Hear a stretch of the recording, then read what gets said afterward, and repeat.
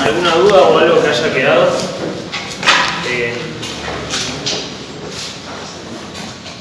La idea es ver hoy lo que es compras y cuentas por pagar, con el mismo esquema que venimos viendo todos los otros rubros. Primero, una breve introducción de lo que significa el rubro, más relacionado a contabilidad financiera, contabilidad patrimonial. Vamos a ir muy rápido en esa parte de compras y cuentas por pagar, porque es muy relacionado a, o es muy parecido a cuentas por cobrar. De hecho, van a ver que hay muchos temas similares. Con lo cual, lo primero que cuando hablamos de cuentas y compras y cuentas por pagar, lo primero que nosotros tenemos que saber es que lo vamos a analizar desde tres momentos distintos en el proceso. Primero, lo que es la compra, después lo que es el pago, bueno, la cuenta por pagar, y después lo que es el pago, ¿no? O sea, esos tres grandes, si se quiere, conceptos vamos a analizar, ¿no? Compras, cuentas por pagar y pagos, ¿no? Y obviamente vamos a ver distintos enfoques, distintos procedimientos de auditoría para validar cada uno de esos conceptos, ¿no? Ahí la primera gran diferencia es que lo que es la cuenta por pagar es un saldo, y lo que son las compras y los pagos está más relacionado a lo que son transacciones, ¿no? Obviamente está todo relacionado, pero se acuerdan que en líneas generales nosotros hacemos la diferencia entre saldo y transacciones, más que nada a la hora de definir nuestro enfoque de auditoría, ¿no? Para lo que es transacciones, al ser muchas más frecuentes o en un mayor volumen, suele ser más un enfoque de controles y desde el punto de vista genérico, ¿no? Generalmente, y lo que es saldos, más un enfoque sustantivo. Acá el principal tema o el principal área de foco de este rubro es si cuando nosotros compramos cuando nosotros compramos algo, es un gasto o es algo activable, ¿no? O sea, esa yo creo que es la principal diferencia, si es un activo o un gasto, ¿no? Obviamente va a ser un activo en el caso que yo, por ejemplo, compré algo para después venderlo, o compré algo que forme parte de mi costo de ventas, ¿no? Sea un activo o sea un gasto, obviamente después eso va a originar o va a dar origen a lo que es el pasivo.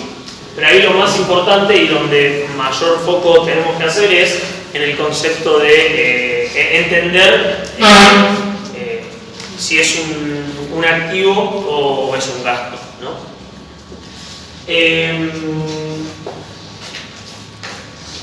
Lo más importante o lo más difícil en este rubro es revisar lo que no está, ¿no?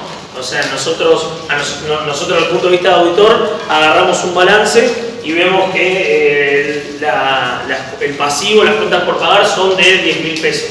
Bueno, lo más complicado o lo más difícil es revisar que esos 10.000 no sean 15.000, ¿no? Eso, si se quiere, a donde nosotros tenemos que poner foco. Y va a haber un montón de procedimientos que ahora vamos a ir mencionando que podemos llevar a cabo para identificar esto, ¿no? Previo a diseñar cualquier enfoque de auditoría, primero nosotros tenemos que ver si es un enfoque sustantivo, de controles y demás. Pero previo a todo eso, nosotros lo que tenemos que hacer es un entendimiento de lo que es la empresa, ¿no?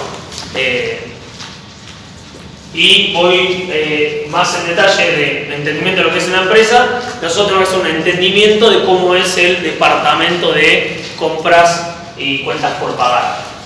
¿Para qué? Para que después todos los procedimientos, y después lo vamos a dar con ejemplos, pero ¿para qué? Para que después todos los procedimientos que nosotros realicemos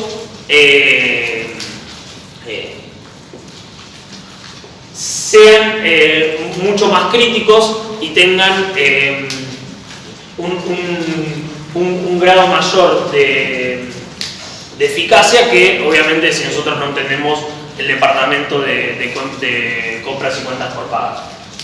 Por ejemplo, si nosotros tenemos un departamento de compras y cuentas por pagar centralizado, ¿qué quiere decir esto? Que la gran mayoría de las decisiones pasan por una sola persona. Bueno, ahí nosotros podemos primero verificar si hay un control que, para la redundancia, controla a la persona que centraliza todas las compras todas las cuentas por pagar y los pagos, y obviamente hacer mucho más foco en ese control, ¿no? Dicho esto, hay dos grandes formas de armar, si se quiere, un departamento de compras, uno centralizado y otro descentralizado, ¿no? Cada uno con sus pros y sus contras. Obviamente el centralizado, la gran desventaja es la poca capacidad de reacción al ser una sola persona. Y como puntos positivos, quizás una mayor negociación con los distintos proveedores, un mayor control de lo que son todas las operaciones y demás, ¿no?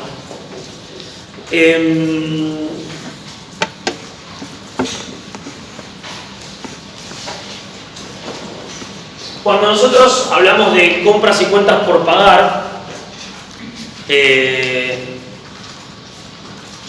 y vieron que nosotros hablamos de activo, gasto, obviamente puede ser bienes de cambio, bienes de uso, y el gasto puede ser administración, comercialización, otros gastos y demás, ¿no? Ahí lo comento porque no sé si se llega a ver bien, pero lo que nosotros tenemos es un proceso obviamente genérico de lo que es el proceso de cuentas por pagar, de compras y cuentas por pagar. ¿Por qué digo genérico? Porque no todas las empresas son tienen las mismas etapas del proceso, depende del tamaño de la empresa, de la cantidad de empleados que tiene en el área, pero a modo genérico esos son el proceso de cuentas por pagar, ¿no? Y vieron que nosotros, yo mencioné que nosotros tenemos que ver qué enfoque de auditoría le tenemos que dar a la hora de revisar este rubro, ¿no? Al ser un rubro que forma parte del curso normal y habitual de la empresa y generalmente suele tener muchas operaciones, nosotros lo que solemos hacer es tener un enfoque donde nosotros confiamos en los controles de la compañía. Obviamente primero necesitamos ver que tengan los controles, pero la gran mayoría de las compañías suele tener controles, obviamente depende del tipo, del tamaño y demás, pero suele haber controles en este proceso y desde el punto de vista de auditoría nosotros solemos confiar en estos controles. ¿Qué significa confiar en controles? Que después no vamos a hacer procedimientos de auditoría sustantivos o pruebas de detalle, no, pero tenemos, si se quiere, menor riesgo a la hora de realizar las otras pruebas, ¿no? Al margen del enfoque de auditoría que nosotros le tenemos que dar, lo que es importante ahí es lo que yo mencionaba de entender el departamento de compras y cuentas por pagar y cómo funciona la operación de la empresa frente a esto. ¿Qué quiere decir? Bueno, cuáles son los principales proveedores, cuál es el principal costo de la compañía. Digo, si es una empresa que vende escritorios de madera, lo que es el precio de la madera va a tener un rol preponderante en el costo.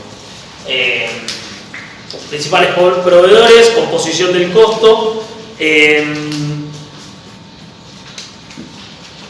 Si el negocio tiene alguna etapa estacional, ¿qué quiere decir? Que, no sé, en invierno, por ejemplo, en la industria del petróleo, en invierno se perforan más pozos porque, yo no soy un especialista, pero hablando en criollo, la tierra está más dura, entonces es más fácil perforar, sobre todo en lo que es fracking. Entonces, es un negocio, si se quiere, estacional desde ese punto de vista. ¿Por qué? Porque las ventas en invierno aumentan mucho más, ¿no? Por ejemplo, para un proveedor de la industria del petróleo y el gas.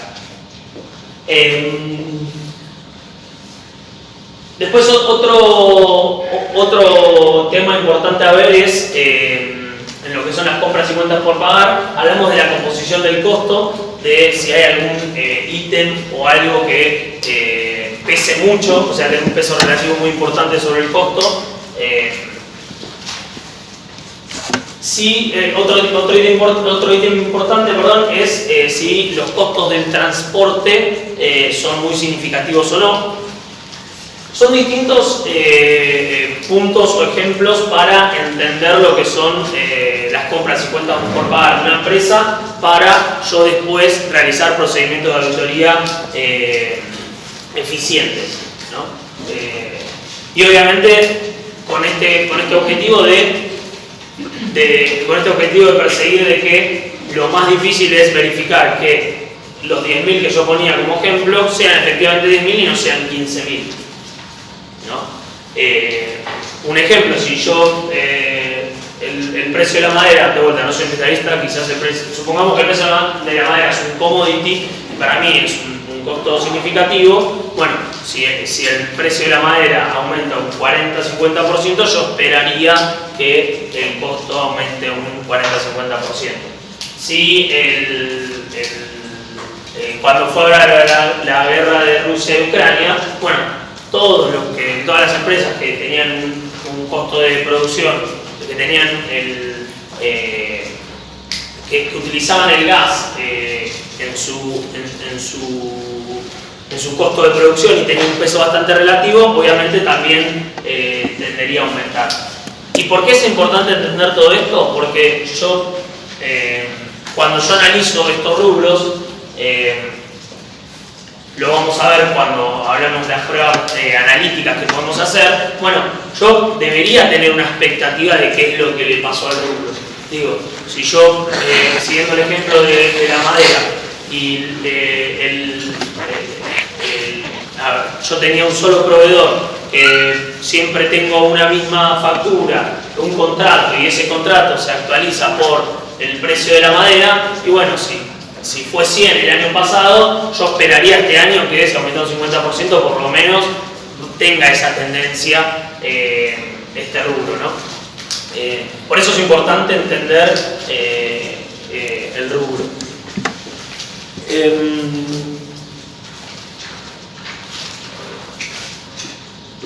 Bien. Antes de entrar bien en detalle lo que es el proceso, porque como comenté, el enfoque en este rubro suele ser de controles, con lo cual vamos a ver, si se quiere, distintos controles para cada etapa del proceso. Vamos a ver distintos controles para cada etapa del proceso, vamos a ver algunos procedimientos sustantivos y algunas pruebas de detalle de auditoría, ¿no?, que podemos hacer. Ese va a ser básicamente el esquema de la clase, pero antes de meternos en eso, lo importante ahí es que a la hora de nosotros registrar el pasivo, generalmente, no siempre, pero generalmente suele ser cuando nosotros recibimos el bien, ¿no? ¿Y por qué digo generalmente? Porque puede haber alguna cláusula, alguna cláusula como puede ser las famosas Incoterms, que son cuando se interactúan entes de distintos países, aplican lo que son reglas internacionales, si se quiere, del comercio, que muchos las conocen quizás, que se llama Incoterms, que bueno, esto puede decir que la compañía se hace cargo del bien o es responsable del bien, no cuando lo recibe, sino cuando lo compra, ¿no? Hay distintas cláusulas que obviamente que menciona el acuerdo de este Incoterm, o el concepto de este Incoterms, que puede diferir, pero generalmente es cuando se recepciona el bien, ¿no? Bien. Otro punto importante desde la clasificación del pasivo es la segregación de los costos financieros implícitos, ¿no? ¿Qué significa esto? Que nosotros como los auditores tenemos que tener bien claro que puede haber un pasivo que la compañía lo registre sin ningún tipo de interés, pero que quizás lo paga a 180 días. Bueno, claramente nadie nos va a prestar plata gratis, con lo cual el costo financiero implícito que tiene la deuda es importante identificarlo. Pasa lo mismo para cuentas por cobrar, ¿no? Es exactamente lo mismo, pero el costo financiero implícito es algo también importante a revisar, ¿no? Eso también es algo donde podemos poner foco desde el punto de vista de auditoría. Que es una de las cosas más complicadas, identificar cuánto es el costo financiero implícito, pero bueno, se pueden ir a tasas de referencia de mercado como para calcularlo, ¿no? Bien.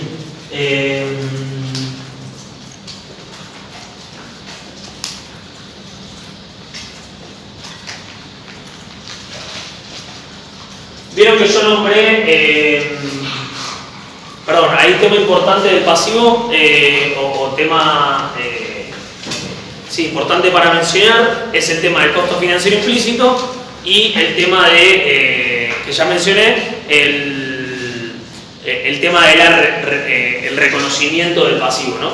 Que generalmente es cuando se recibe, pero puede haber alguna excepción como por ejemplo con las Incoterms. Ahora voy a dar un ejemplo de las Incoterms. Vieron, por ejemplo, que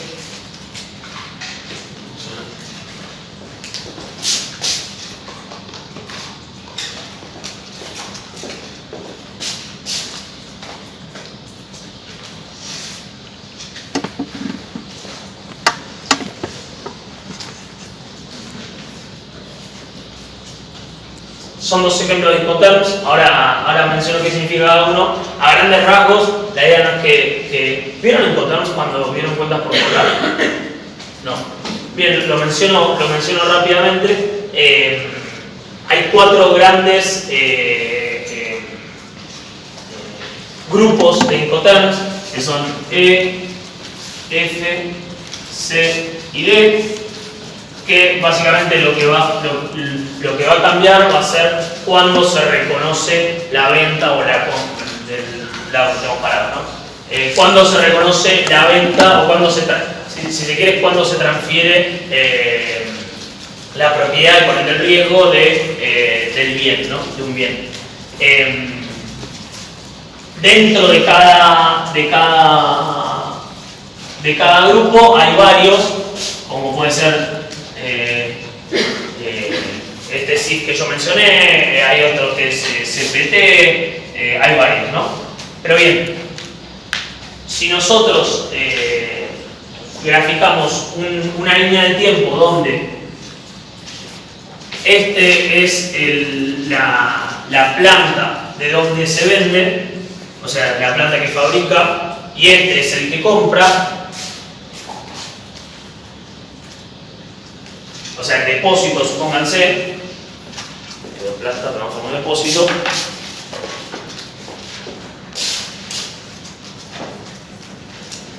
Este es el que fabrica y este es el que compra.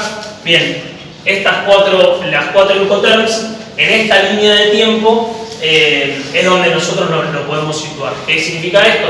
Que sea una Incoterm con una condición E o export, que se suele ver, significa que el riesgo del bien se transfiere en la planta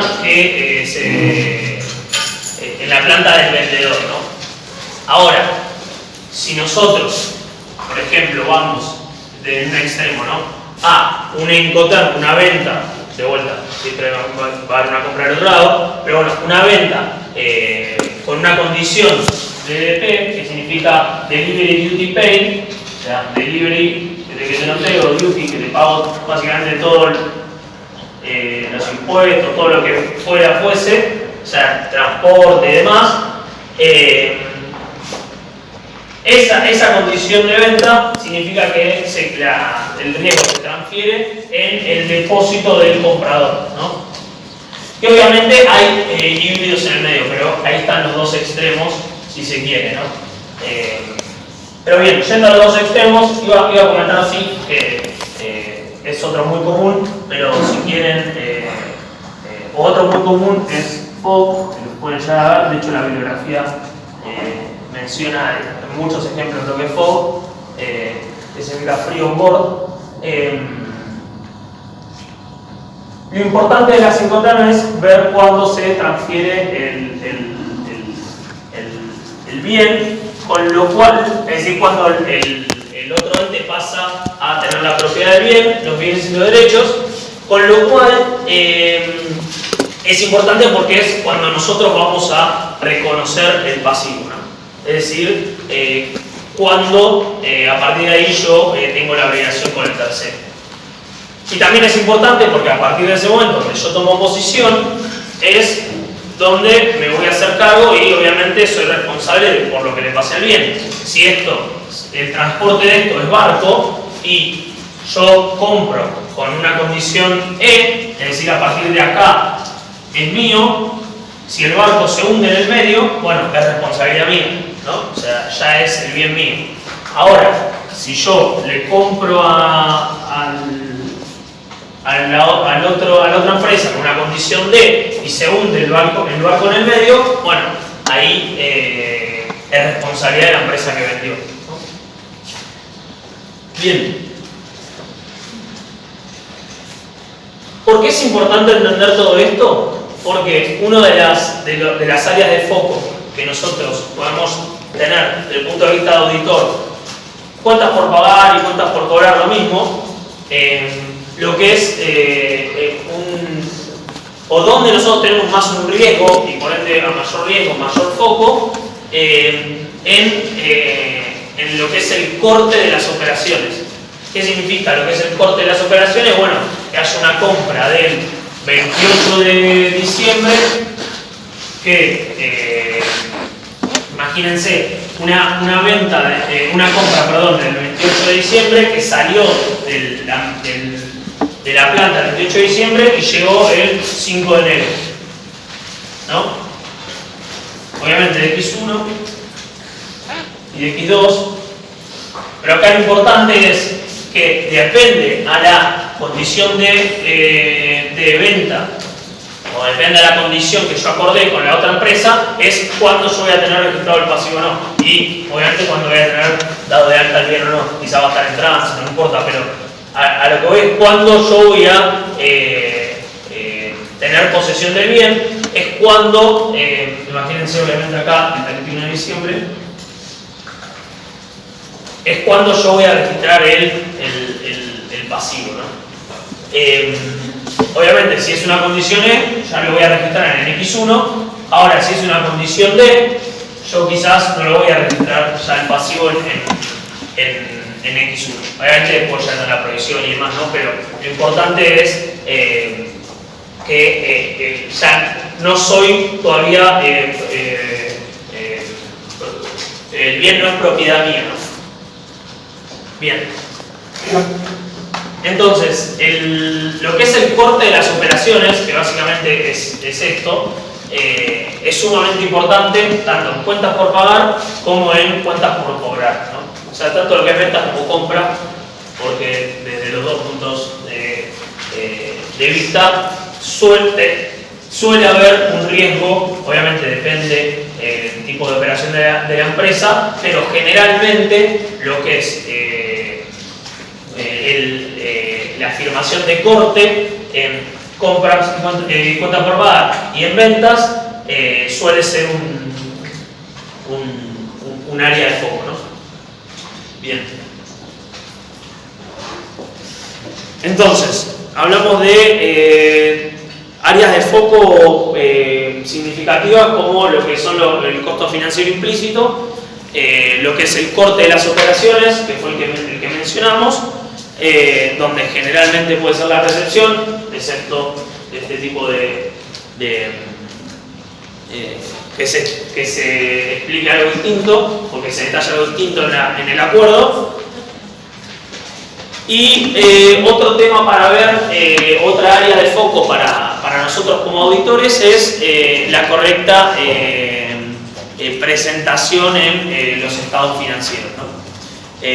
¿Y por qué? Y acá se abren dos. Uno puede ser en el vencimiento que tienen estas obligaciones, más allá de corriente, no corriente. Muchas compañías abren el vencimiento de sus obligaciones de 3 a 6 meses, 3 a 9 meses y demás, ¿no? Quizás en un anexo. Entonces, como exposición tenemos cuando vencen estas obligaciones y otro riesgo que ahora estoy nombrando riesgos comunes, así también es como lo enfoca la guía.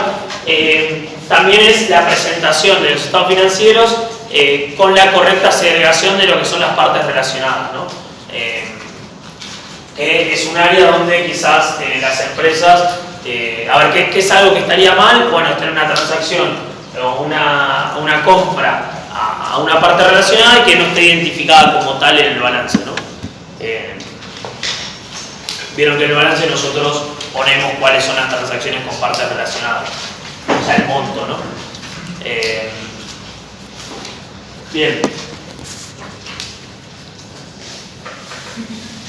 ¿Podría repetir eso último? ¿Riesgos en la correcta presentación?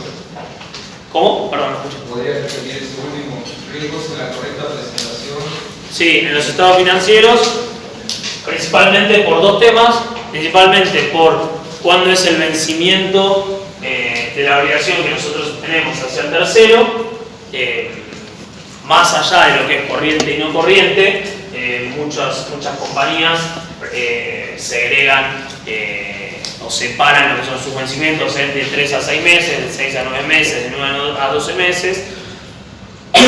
Y como punto B, el tema de la correcta presentación y segregación de las transacciones con partes relacionadas.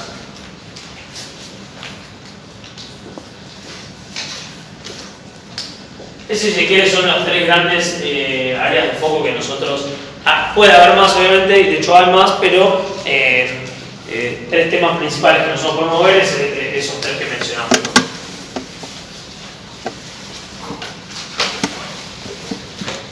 Bien.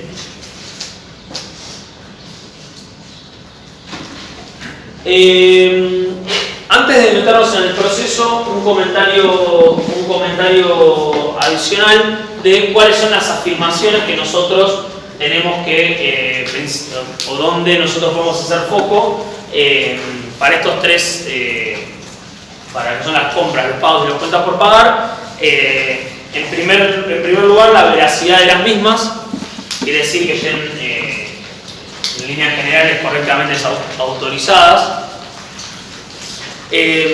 Lo que es la integridad de las mismas, que eso es lo más difícil de probar, que era el ejemplo que yo decía, 10.000 y no 15.000.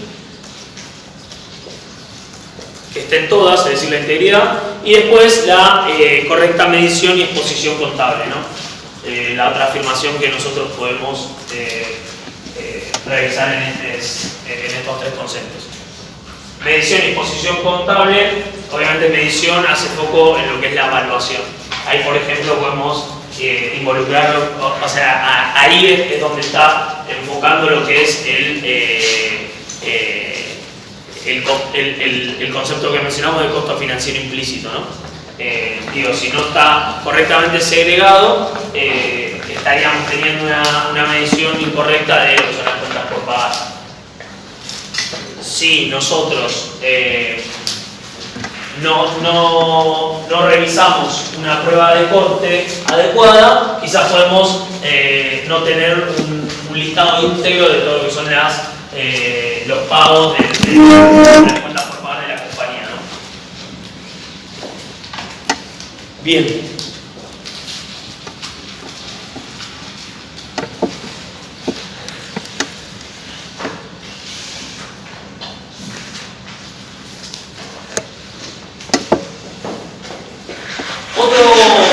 Otro tema a mencionar, y ya nos metemos en lo que es el proceso, es el tema de riesgos inherentes y riesgos de control. Como ustedes saben, todos los rubros que estuvimos viendo obviamente tienen riesgos inherentes y riesgo de control. Obviamente no podemos listar todos, pero lo importante es que ustedes tengan bien en claro la diferencia entre lo que es un riesgo inherente y un riesgo de control. En este caso, por ejemplo, algunos ejemplos, puede ser que un riesgo inherente son muy parecidos a los de otros rubros, pero quizás donde opera un proveedor, si un proveedor de Rusia, si tengo un solo proveedor, por ejemplo, ahí yo tengo un riesgo inherente. Si tengo plazos muy extensos con un proveedor, si un proveedor se presentó en quiebra o se declaró en quiebra, un concurso de acreedores, son distintos tipos de riesgo inherente. Riesgo de control puede ser que, por ejemplo, se hayan detectado muchos pagos duplicados en el ejercicio, que haya mucha diferencia entre el presupuesto que nosotros tenemos, que la compañía elaboró para los gastos para los gastos a realizar durante el periodo versus lo real y demás, ¿no?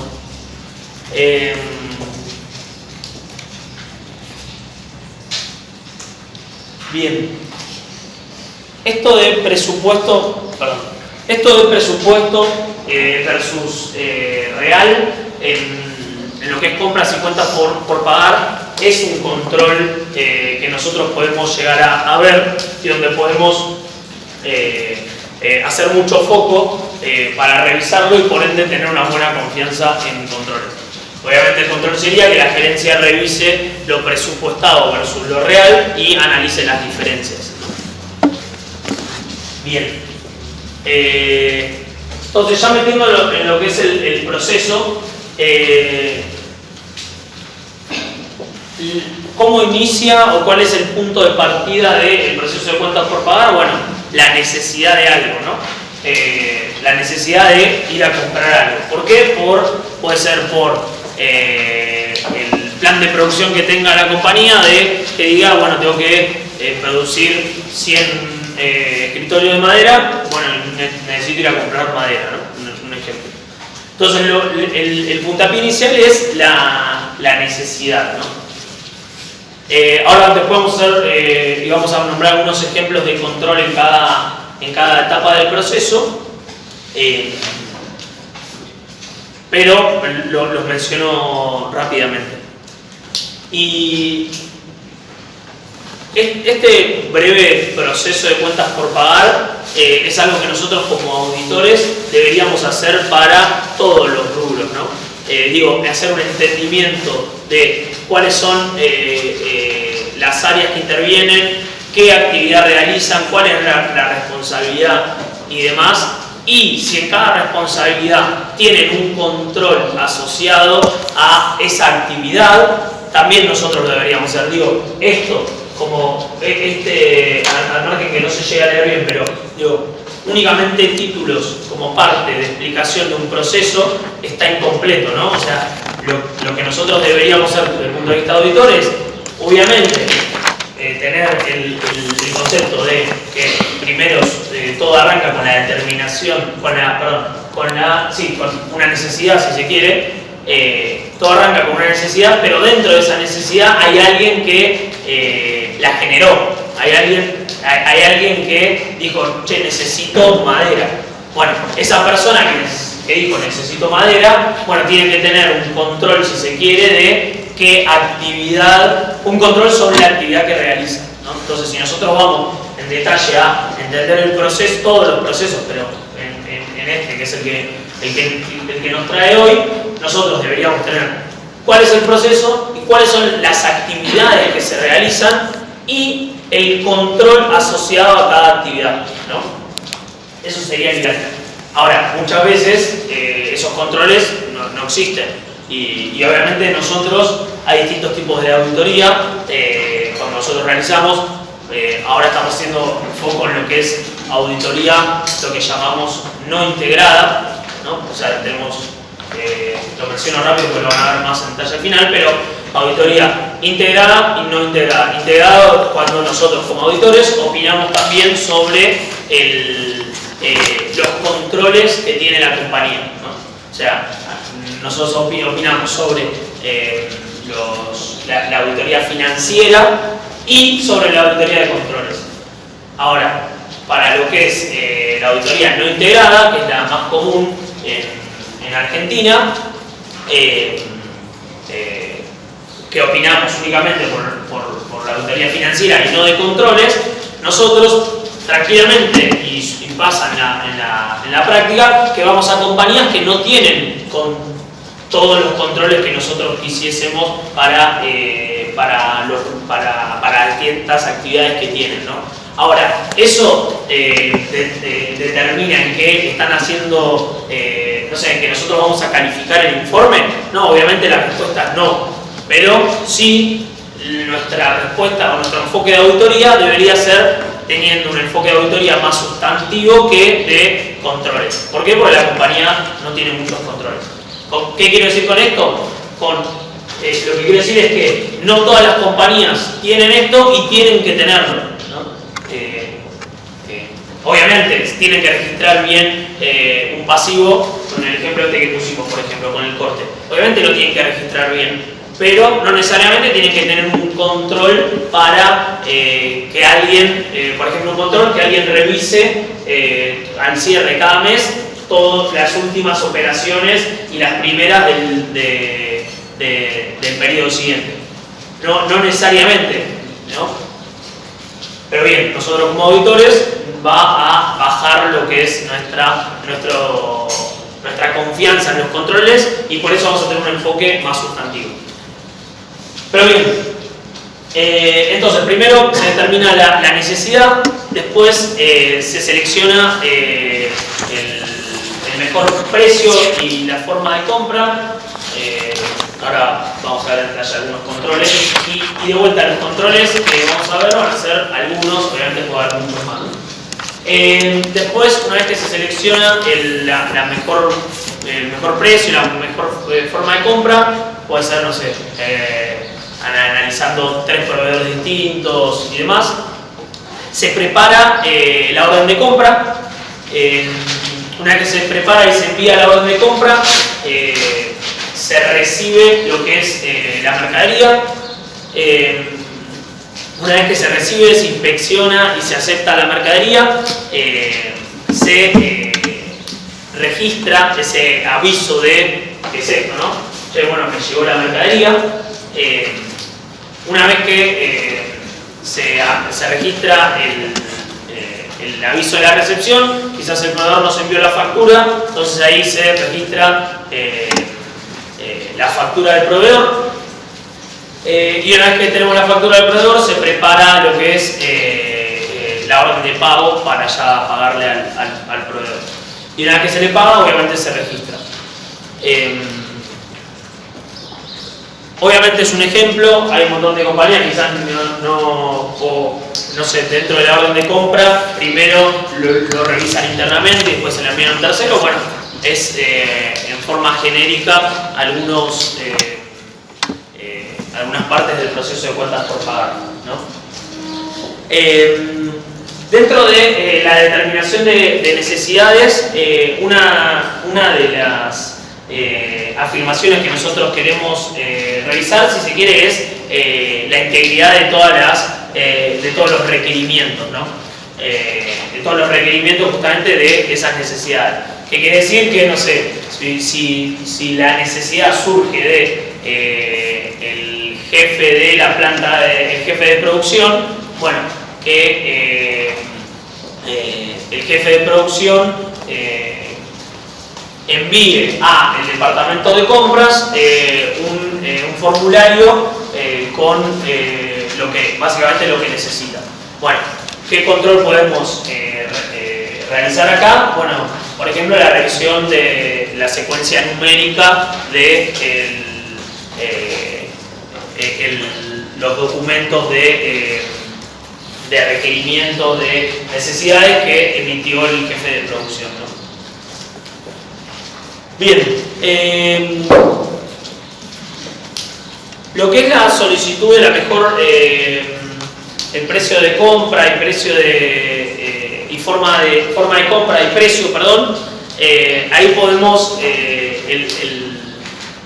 hacer foco en lo que es la afirmación de la autorización, básicamente que previo a decidir ir con un proveedor o con otro, que esté correctamente autorizado, ¿no?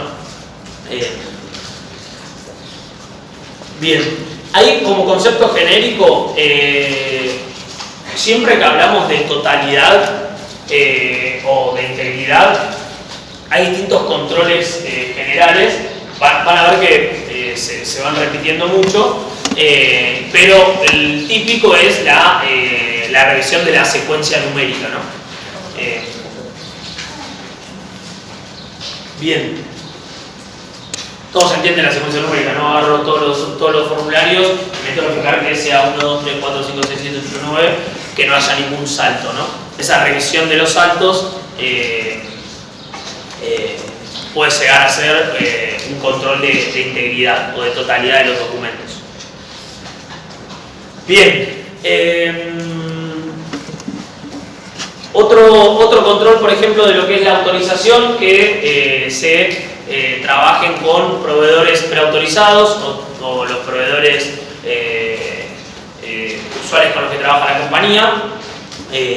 Otro control puede ser que cuando se presenten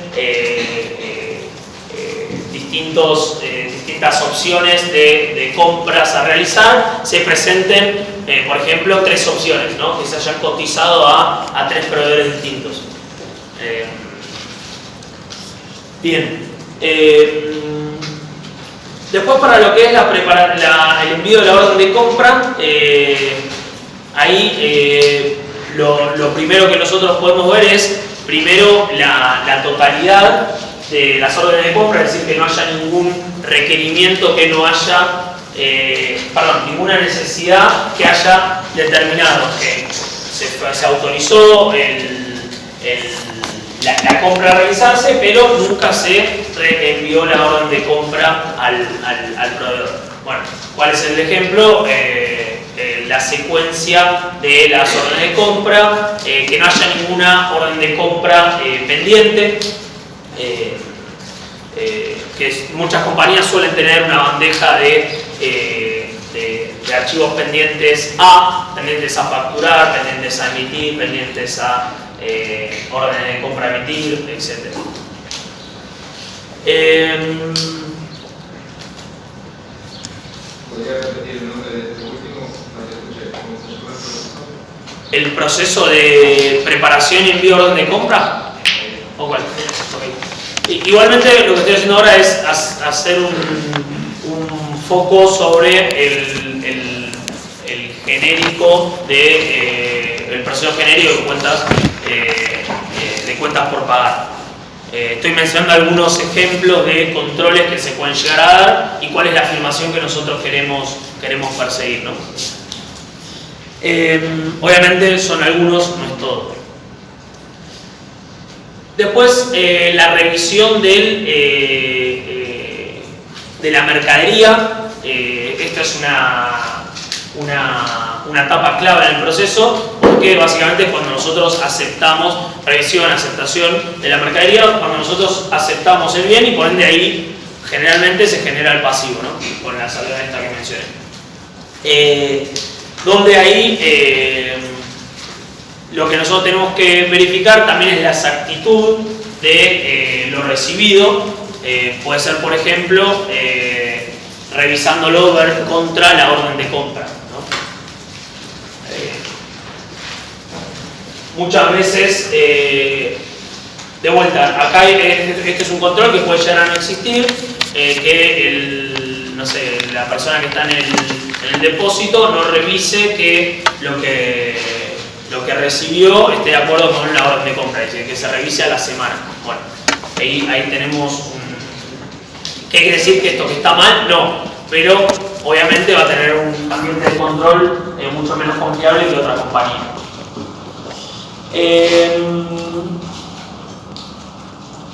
Después tenemos la registración de una vez que nosotros ya recibimos la mercadería, que acá es importante porque quizás en compañías grandes son distintas áreas las que realizan estas actividades, con lo cual requiere la interacción con, por ejemplo, el departamento de contabilidad, por el hecho de ya registrar, si por ejemplo ya recibió la mercadería, todavía quizás no recibió la factura, pero sí registrar, por ejemplo, bueno, mirá que vas a tener vas a recibir una factura, entonces quizás se podría generar la previsión de facturas a recibir, ¿no? Y una vez que se recibe la factura, ya se genera el pasivo, ¿no? ¿Por qué menciono esto? Porque requiere que haya mucha interacción entre distintas áreas, ¿no? Contabilidad, depósito, etc. Bien.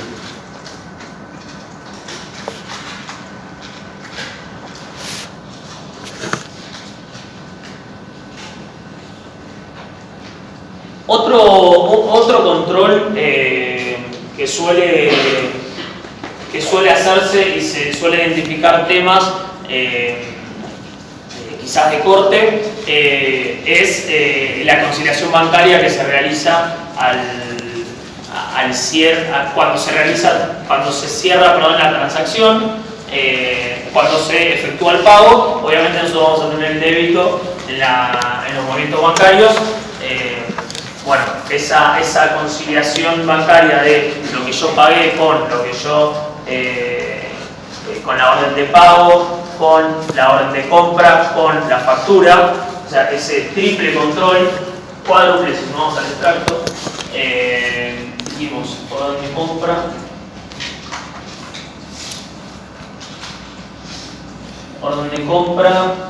factura, orden de pago y débito bancario.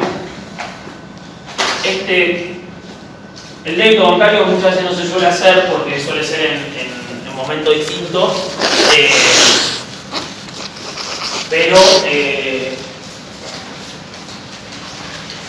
los tres primeros conceptos de orden de compra, factura y orden de pago sí se suelen hacer, y si se quiere lo que nosotros podemos sumar, y quizás le suena más desde el punto de vista de ventas, es con el remito, ¿no? Es exactamente lo mismo, pero al revés. Tenemos la factura, la orden de compra y el remito, ¿no?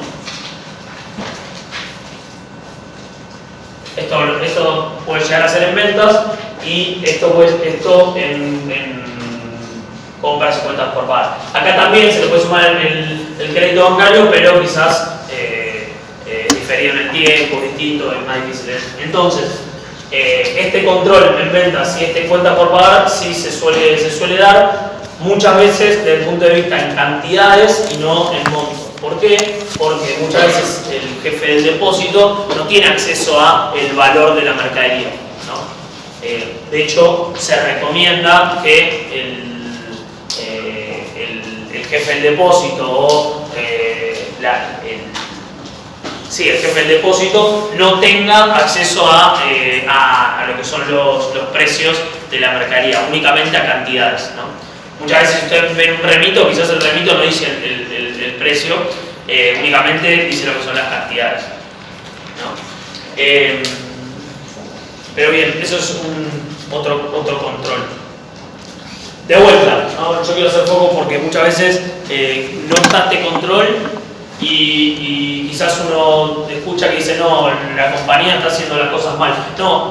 No necesariamente. La compañía no tiene este control, por ende nosotros como auditores no vamos a confiar en el control de la compañía, pero no significa que le están haciendo las cosas mal, ¿no?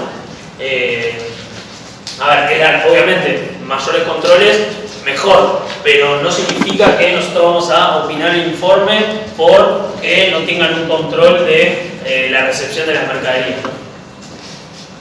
Nosotros vamos a calificar informes y cuando vamos a revisar la recepción de las mercaderías, no sé, la orden de compra decía 10 unidades por 10, la factura decía 10 por 20 y había diferencia, ¿no? Y se había registrado un pasivo incorrecto. Obviamente ahí sí. Bien.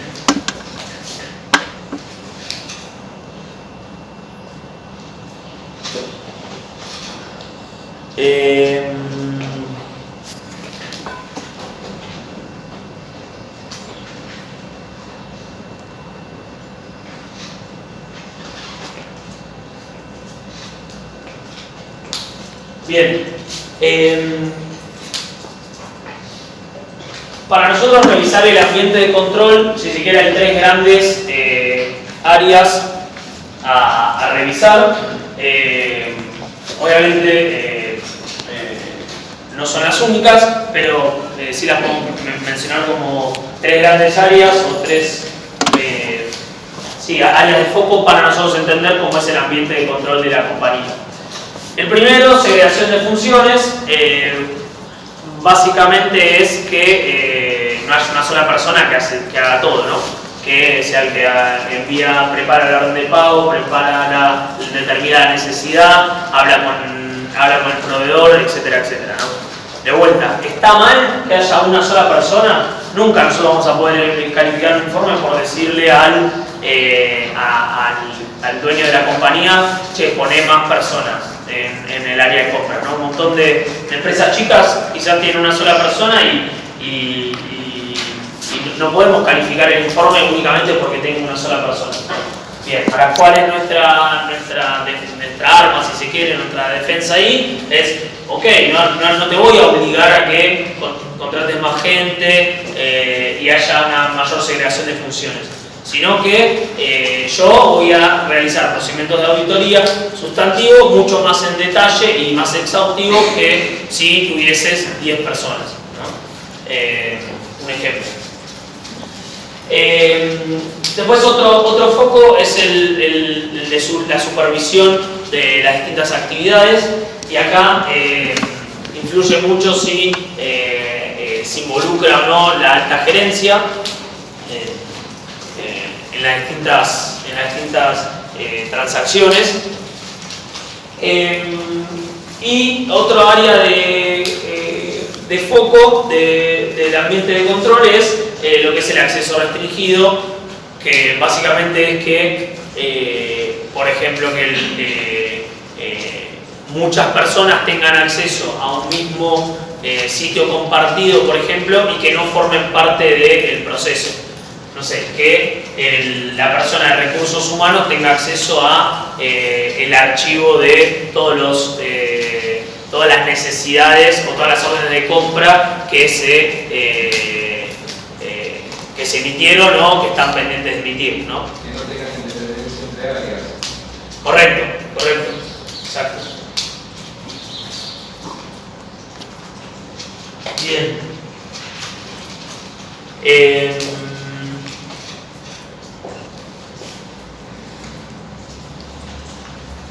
Espérenme a ver si falta algo y si no ya nos metemos en los procedimientos a realizar.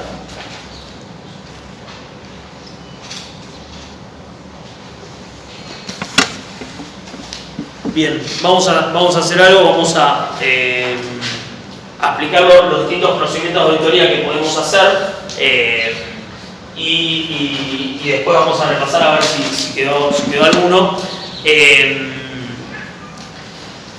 Primero, el procedimiento de auditoría que podemos realizar para realizar lo que es las compras de la compañía son procedimientos analíticos, ¿no? ¿Qué significa procedimientos analíticos? Es muy similar obviamente a los que realizamos en otros rubros, pero básicamente es comparar versus el periodo anterior cuánto es el saldo actual y obviamente segregándolo con un mayor grado de detalle, a mayor grado de detalle posible, ¿no? Puede ser por proveedor, por tipo de compra, por Incoterm, por ejemplo, la mayor segregación posible, ¿no? O sea, los primeros procedimientos analíticos. Y de vuelta, es importantísimo entender a la compañía porque nosotros si vemos que, no sé, sabemos que la compañía tiene un proveedor que el contrato se negocia y se actualiza, perdón, se negoció y se actualiza por, no sé, un commodity, el petróleo. Bueno, si nosotros sabemos que el petróleo se fue a 200, ahora de 70-80 a 200, bueno, nosotros vamos a esperar, si se quiere, que el pasivo o las compras con ese programa aumenten de casi un 100%, ¿no? Por eso es importante entender a la compañía. Bien. Otro procedimiento analítico puede ser, yo mencioné revisión versus periodo anterior, segregando por proveedor, por tipo de compra, etc. Otro procedimiento puede ser revisar cuánto se presupuestó y cuánto efectivamente se gastó, ¿no? Es decir, lo presupuestado versus lo real. Obviamente acá lo mismo, cuanto más grado de detalle podemos tener, mejor es.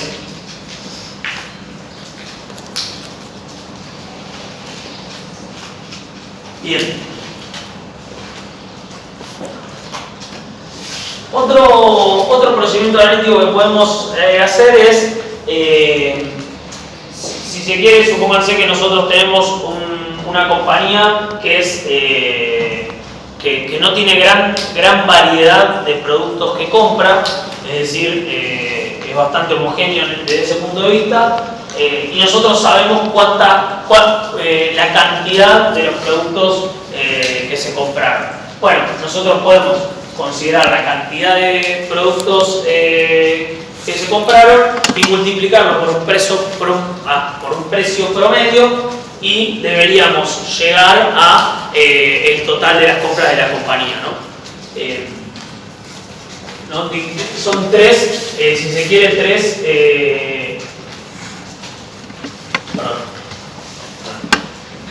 procedimientos analíticos que podemos mencionar, ¿no?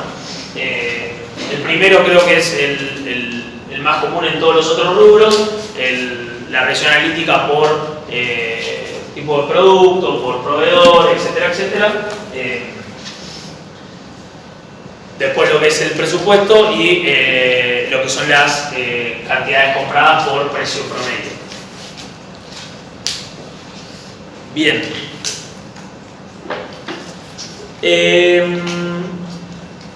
Después tenemos pruebas de detalle que nosotros podemos hacer, que van a ser mucho más exhaustivas.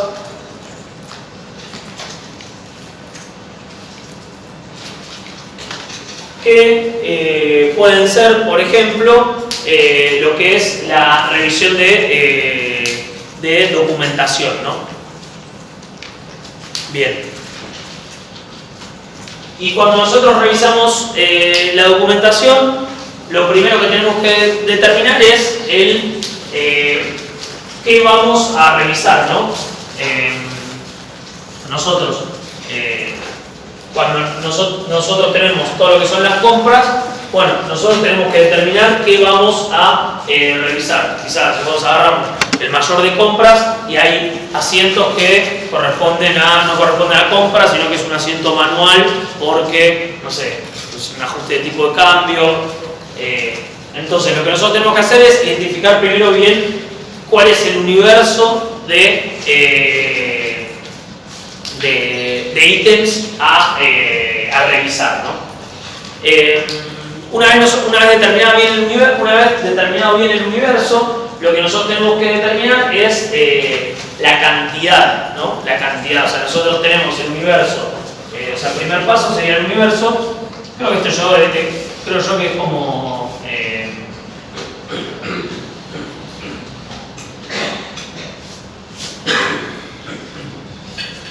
como todos los otros procedimientos de prueba de detalle en otros rubros, pero bueno, lo primero que yo tengo que determinar es el universo, después la cantidad, que obviamente, ¿qué me va a determinar la cantidad? Bueno, mayor o menor confianza en controles que yo tenga como primera medida, y después cuán riesgoso creo yo que es este procedimiento de acuerdo a mi entendimiento de la compañía, ¿no? O sea, yo si tengo una compañía que tiene unas 2, 3 transacciones de compras, y bueno, no va a ser un área riesgosa. Ahora, si tiene un montón de transacciones que no hay controles en la compañía, que hay una sola persona en el departamento de compras y demás, bueno, yo quizás puedo llegar a tener un mayor riesgo acá. Usualmente, al ser muchas transacciones y chicas, por la naturaleza del rubro, no suele haber un riesgo alto en lo que es compras y cuentas por pagar. ¿Por qué? Lo que yo mencioné, que generalmente suele haber un enfoque de controles, porque la compañía suele tener controles, sobre todo por todo tema de fraude, ¿no?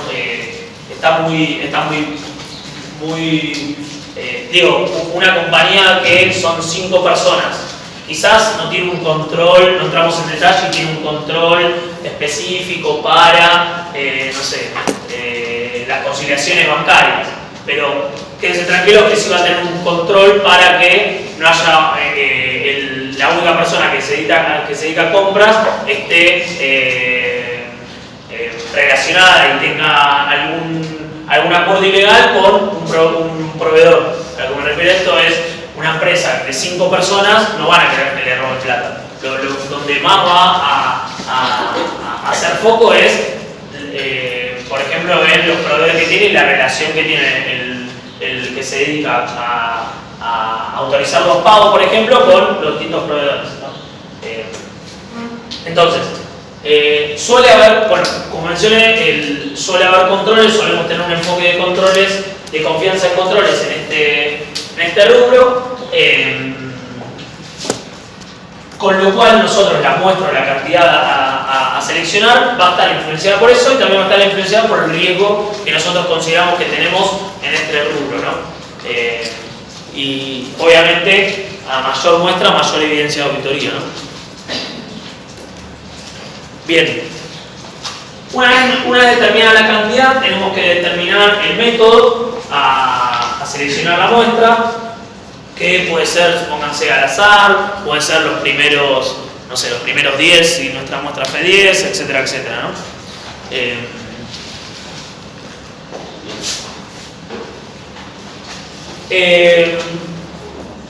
Y bueno, obviamente después, una vez que nosotros determinamos la cantidad y la forma, ya lo que es la ejecución del procedimiento, de la documentación, que no la mencionamos pero la menciono,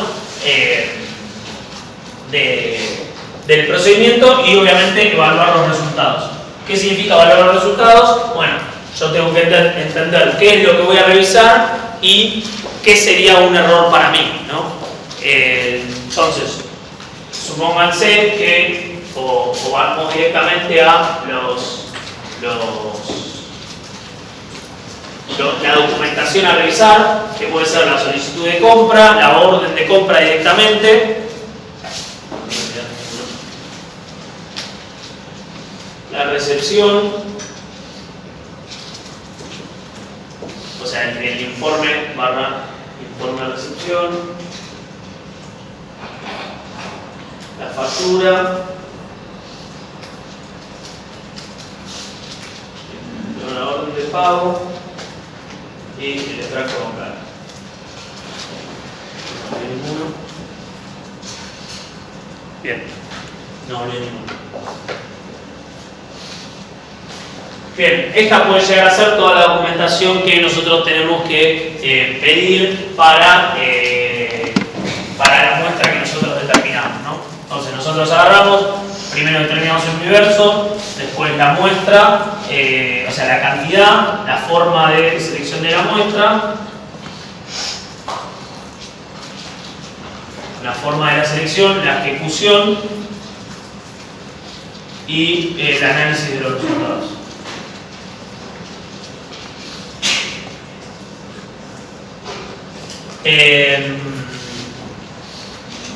Entonces nosotros tenemos estos 6 conceptos que vamos a revisar la documentación, y si nosotros, por ejemplo, tenemos una diferencia en las cantidades de la orden de compra y la cantidad de la factura, bueno, ahí ya tenemos un error. O en los valores que se haya debitado mayor cantidad que lo que indicaba la factura, ejemplo, ¿no? Pero bien, esos son los documentos a revisar.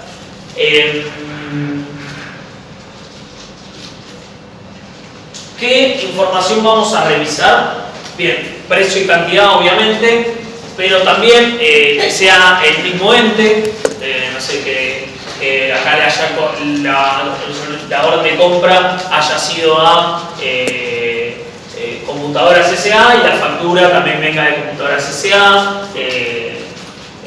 La orden de pago vaya a computadoras S.A., que sean del mismo ente. Las fechas es importante porque con esto nosotros podemos muchas veces determinar si el corte está bien o correctamente analizado o no, con lo cual bien, ahí tenemos una prueba de detalle con los documentos a revisar, ¿no? Bien, mencioné prueba de corte, que es otra prueba de detalle con otro enfoque, si se quiere.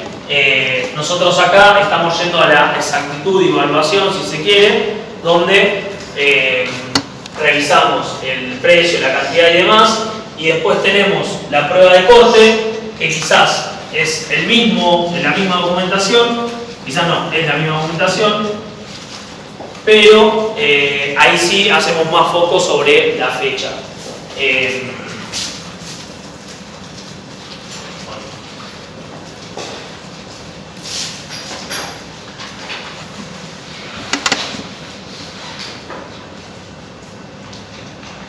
¿Y de qué forma o qué diferencia hay entre esta prueba de corte y esta prueba de detalle a revisar la exactitud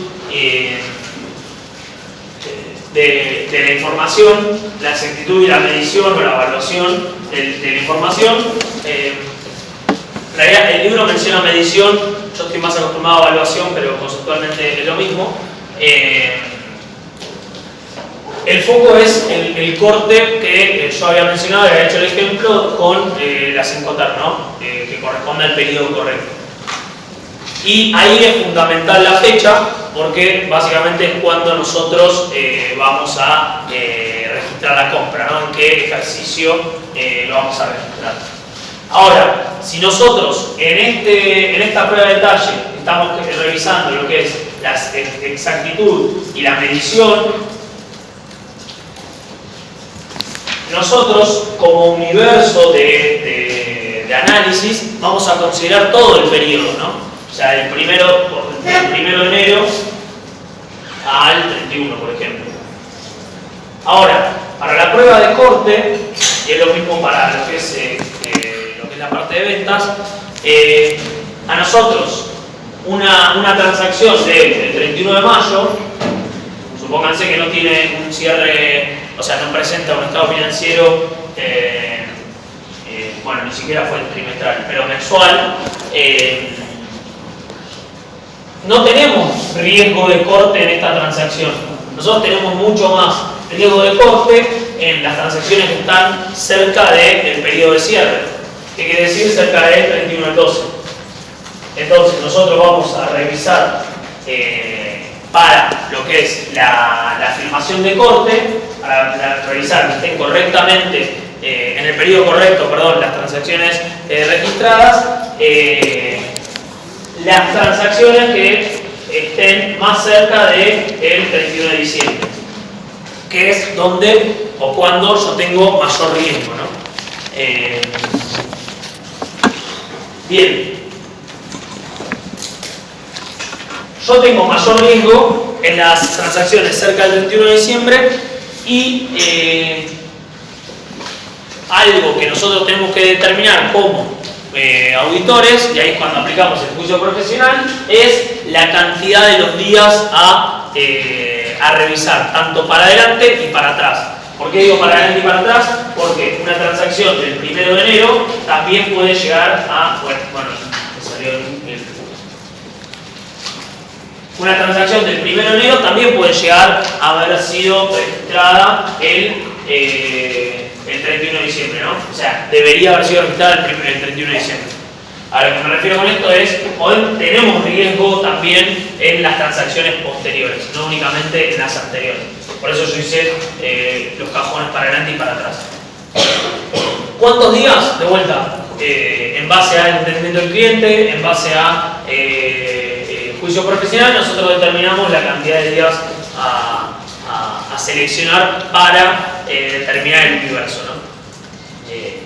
Lo más común pueden ser 5, 10, 15, no mucho más, ¿no? De vuelta, porque si seleccionamos 3 meses, vamos a revisar qué pasa, una transacción del 1 de octubre o del 10 de octubre que no tiene un riesgo de corte. Bien.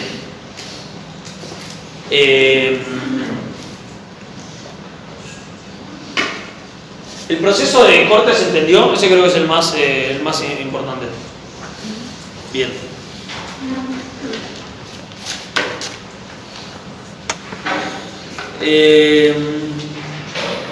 Hablamos de lo que son compras. Veo que yo arranqué diciendo, bueno, compras, pagos y cuentas por pagar son los 3 grandes procesos que vamos a revisar. Todos estos que mencioné está más enfocado a lo que es compras y lo que es pagos, ¿no? Que tienen procedimientos muy similares. Vamos a ver algunos adicionales para cuentas por pagar porque justamente representan el saldo del cierre y tienen algunos procedimientos adicionales y distintos a lo que es las transacciones de compras y pagos. Bien, entonces muchas cosas van a ver que se repiten, sobre todo en procedimientos analíticos, pero bien, un procedimiento analítico que nosotros podemos ver dentro de compras de cuentas a pagar, perdón, no compras, cuentas a pagar, es, como mencioné anteriormente, una revisión por proveedor, por tipo de compra, por proveedor, tipo de compra, segmento geográfico, etc. Otro procedimiento analítico a revisar es revisar el plazo promedio de pago, ¿no? O sea, que el plazo promedio de pago que esté presentando la compañía sea similar o tenga una razón de ser, si se quiere, ¿no? Porque quizás que se mantenga igual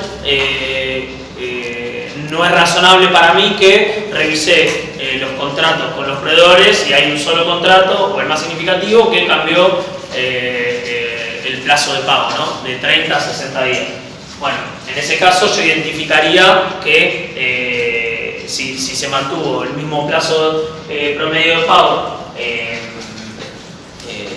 y la compañía negoció con un proveedor pasar el plazo de 30 a 90 días, bueno, ahí yo tengo un indicio de que se siguió registrando con 30 días y no con 90.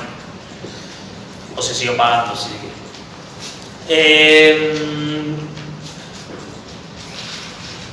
Pruebas analíticas no hay grandes diferencias al margen de esa adicional que mencioné del plazo promedio de pago. En pruebas de detalles, ahí sí donde se involucran algunas adicionales y bastantes comunes, como puede ser lo que es la circularización de saldos, ¿no? Circularización de saldos que involucra a terceros, ¿no? ¿Qué significa circularización? ¿Vieron ya circularización? Sí. En bancos, ¿no? En cuentas a cobrar. En cuentas a cobrar. Bueno, es muy parecido el procedimiento. Si se quiere, tiene algunas diferencias desde el punto de vista de la recomendación. Vieron que en cuentas por cobrar la circularización puede ser por cliente o por factura. En este caso, la circularización suele ser por proveedor y no por factura. También suele ser una circularización ciega. ¿Qué quiere decir ciega? Sí, quiere decir que únicamente le digo decime el saldo, no le doy más información de facturas y demás.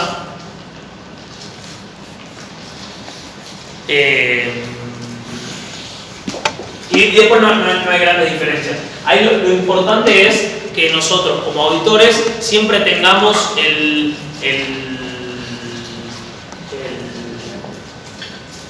la responsabilidad, si se quiere, o esté dentro de nuestro me sale scope, pero dentro de nuestra órbita todos los procedimientos que realizamos, ¿no? Nosotros, cuando armamos la circulación, primero tenemos que determinar la muestra, bueno, lo mismo, ¿no? Universo, muestra, seleccionar los proveedores a circularizar. Bueno, antes se armaba la carta, ya no se armaba más una carta, sino que se hace todo digitalizado, pero el envío el mail el proveedor, bueno, todo eso tiene que estar todo siempre bajo la responsabilidad del auditor. Eso es sumamente importante. ¿Qué quiere decir esto? Nosotros no le podemos pedir al cliente que envíe una carta de sincronización de saldo al proveedor por nosotros, ¿no? Siempre tiene que estar bajo la responsabilidad nuestra. Muchas veces puede estar en copia, sí, obvio, pero no necesariamente, no tiene que realizarlo el cliente, ¿no? Lo tenemos que realizar nosotros como auditores. La sincronización de saldos es fundamental y es, si se quiere, una de las mayores evidencias de auditoría que nosotros podemos tener porque involucra a un tercero, ¿no? O sea, nosotros estamos recibiendo la confirmación de un tercero de que la compañía tiene 10.000 ahí y no 15.000. 10.000 como deudor y no 15.000 o lo que fuera. Pues. Conclusión, como procedimiento de auditoría, es uno de los mayores procedimientos que nos da un alto grado de evidencia.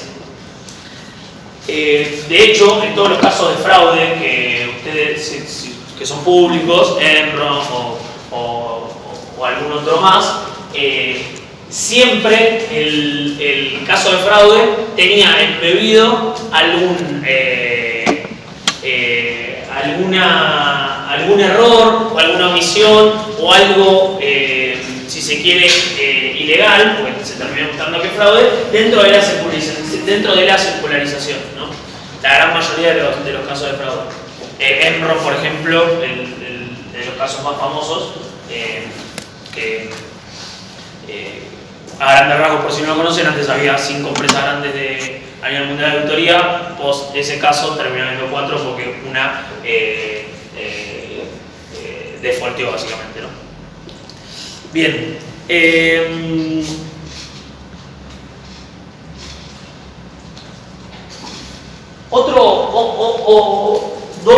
Tres afirmaciones que nosotros estamos queriendo realizar con lo que es la circulación de saldos, porque muchas veces nosotros hablamos de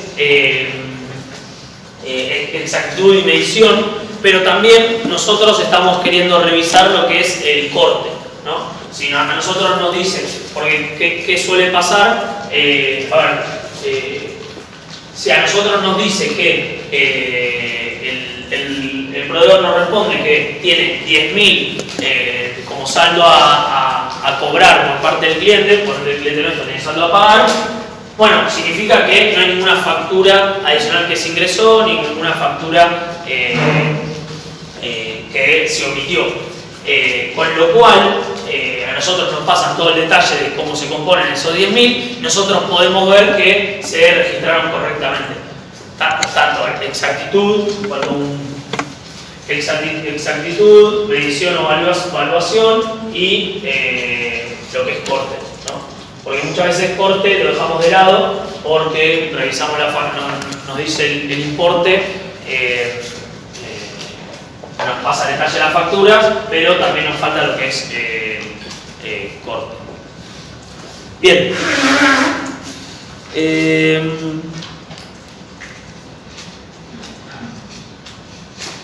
Otra prueba de detalle, bueno, obviamente otra prueba de detalle puede ser, algo que me faltó en la circularización, que es algo similar, pero para mencionarlo, a cuentas por cobrar, es lo que es el alternativo, ¿no? En el alternativo de cuentas por cobrar, es diferente de lo que es el alternativo de cuentas por pagar, más o menos lo mismo, obviamente, desde el otro lado. En lo que es cuentas por pagar, nosotros como alternativo, ¿qué significa alternativo? Breve por si alguno no tiene, que el proveedor no nos respondió. Bueno, que a nosotros no nos haya respondido, al margen de que podemos involucrar a la gerencia para que nos ayude y demás, nosotros podemos hacer procedimientos alternativos. ¿En qué constan esos procedimientos alternativos? Bueno, el revisar la documentación de soporte que evidencie el saldo que tiene la compañía al cierre. ¿Y cuáles son? Bueno, los documentos que revisamos.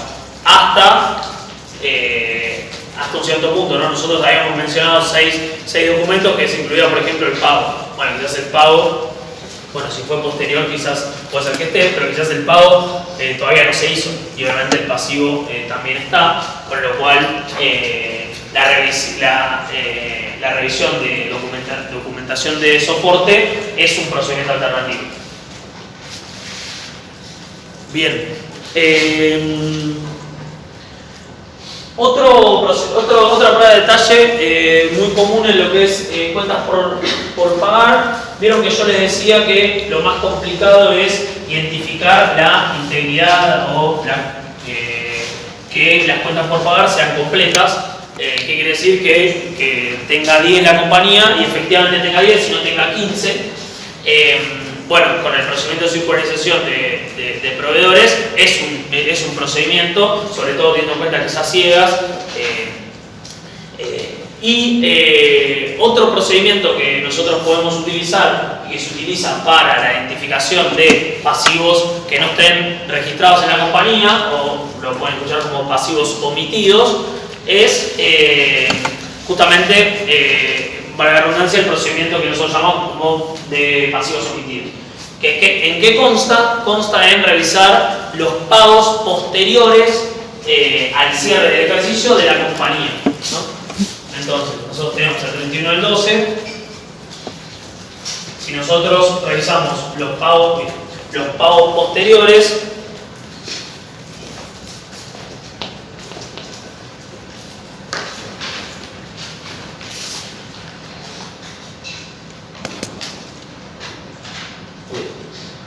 pagos posteriores, nosotros podemos ver, o en la revisión de la documentación de respaldo que veríamos al analizar los pagos posteriores, podemos ver cuándo se generó ese pasivo. Y si ese pasivo estaba registrado en la contabilidad al 31 de diciembre. Por ejemplo, si nosotros identificamos un pago el 1 de enero de X2, bueno, probablemente este pago haya sido generado por un pasivo que ya estaba el 31 de diciembre. Entonces, nosotros deberíamos agarrar el saldo de cuentas por pagar al 31 de diciembre y verificar que ese pasivo esté. Si no está, bueno, claramente hay que ver cuándo se originó y quizás identificamos un pasivo que debería haber estado al cierre y no estaba. Quizás también agarramos un pago del 15 de enero, que este pago corresponde a un pasivo que se generó el 3 de enero y que no debería haber estado registrado en el 31 de diciembre. Entonces es correcto que no haya estado registrado el 31 de diciembre, con lo cual no necesitamos realizar ningún ajuste. ¿Qué quiero decir con esto y por qué pongo los dos ejemplos? Porque nosotros en el procedimiento de pagos posteriores, que básicamente es agarrar un periodo de tiempo posterior a la fecha de cierre de ejercicio y seleccionar algunos documentos y revisarlos. Ahora voy a explicar cómo se determina la cantidad de días. Pero, ¿qué significa? Significa que de la revisión que nosotros hagamos, puede ser que surja algún ajuste o puede ser que no. Bueno, ¿en base a qué? En base a cuándo se originó el pasivo y si estaba registrado el pasivo al cierre del ejercicio o no. Bien. Es muy parecido a la nota de créditos posteriores, ¿no? Muy parecido, conceptualmente. Bien, ¿cómo se determina el universo de pagos posteriores? De vuelta, muy parecido a como mencioné en el universo de las pruebas de corte para lo que era compras y pagos, que es juicio profesional, pero también entendimiento de la compañía. ¿Qué quiere decir? Que yo puedo calcular cuánto es el plazo promedio de pago de la compañía o usualmente lo que se hace es calcular el plazo promedio de pago de la compañía y que esa cantidad de días que a mí me dieron de ese cálculo, bueno, ese va a ser mi universo. Vamos a decir que sea 30, 30, 20, 20. ¿Por qué? ¿O qué lógica persigue eso? Bueno, que no voy a tener un pago a 180 días, no voy a tener un pago que se hizo el 30 de junio que haya estado mal registrado en el pasivo al cierre, ¿no? La lógica también que persigue es lógica de, bueno, yo tengo más riesgo no tengo tanto riesgo en el principio, porque todos los pagos generados el 1, 2, 3 de enero, la gran mayoría de las veces se generaron antes del 31 de diciembre, pero ya tengo riesgo de no estar registrados, pero bueno, puedo llegar a tener riesgo si se quiere más en esta etapa que es la mitad. Si quieres acá ya no, porque hay grandes chances que este pasivo se haya generado durante enero, durante la etapa posterior. Bien, por eso es un error pensar que si yo selecciono como un universo de pagos posteriores 200 días, estoy siendo más agresivo. Y también es un error pensar que cuando digo más agresivo, estoy teniendo mayor evidencia de auditoría. También es un error pensar que seleccionando 2 días voy a tener mayor evidencia de auditoría porque voy a revisar todos los pagos posteriores de 2 días, porque es un error, porque lo más seguro es que estén en el 31 de diciembre. Bien.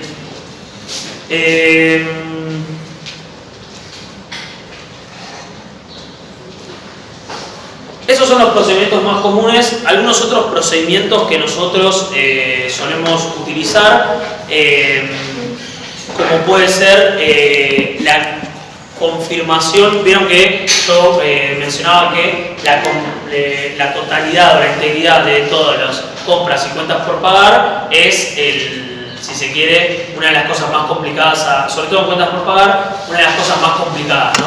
Lo que es exactitud y medición no suele tener tantos problemas, el foco suele estar en la integridad. Bien, uno de los procedimientos que nosotros tenemos como auditores es incluir dentro de la carta de gerencia un párrafo que haga responsable a la gerencia sobre la legitimidad de la inclusión de todos los pasivos dentro de los estados financieros, ¿no? Como ustedes saben, la carta, llegaron a ver carta de gerencia, no me acuerdo si al principio o al final, no lo vieron. Bueno, al final. Bien, a grandes rasgos la carta de gerencia es una carta donde la gerencia, el presidente de la compañía y demás, firma y se hace cargo de los estados financieros que nos compartió a nosotros y de otros puntos, ¿no? Se hace responsable. Bueno, uno de los puntos por los cuales los podemos hacer responsables es, bueno, confirmame que me compartiste todos los pasivos, ¿no? Obviamente no es que ese procedimiento es el único que vamos a hacer, ¿no? Pero bien.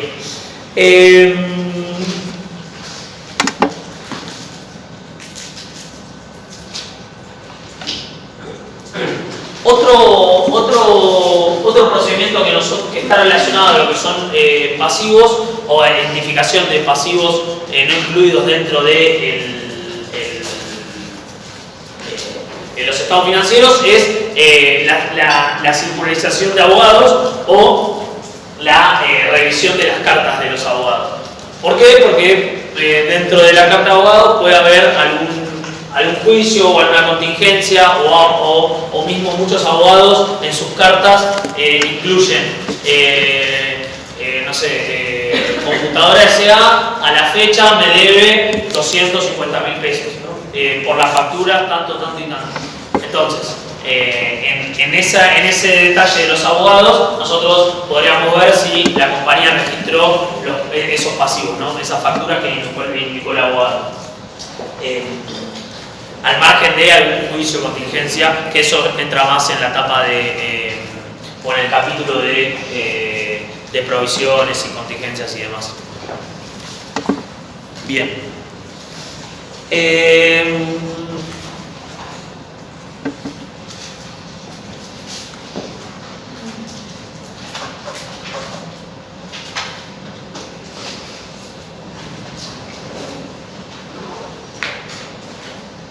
Estoy viendo si me faltó algo importante a mencionar.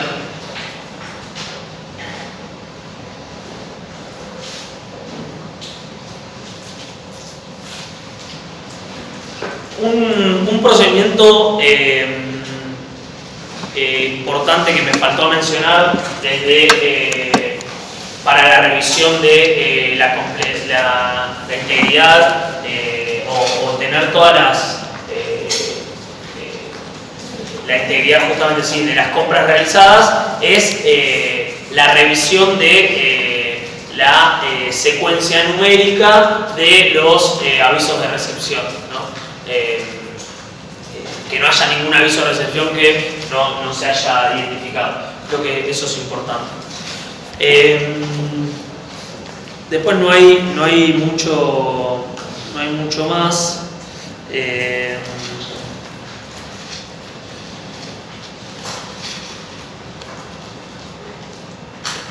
No, es un poco todo lo que fuimos mencionando, quizás un repaso de la importancia del vencimiento de los pasivos para su correcta disposición, algo que no mencionamos, pero si tienen garantías o no tienen garantías, si están documentadas o no documentadas, si tiene un cheque firmado o no.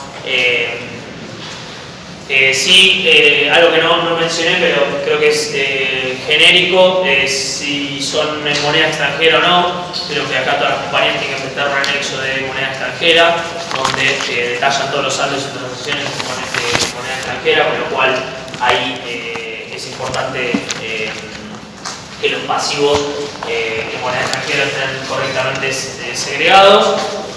Sociedades relacionadas que ya lo mencionamos. Intereses a vengar, veo que ahí está relacionado con el costo financiero implícito. Y alguna información sobre contingencias que surja de la carta de abogados y demás. Bien, con eso creo que estamos. A ver si me olvido algo, pero no. No sé si queda alguna duda o algún tema que quieran ver. Igual el miércoles tenemos práctica de esto, pero no sé si alguno tiene alguna duda, comentario.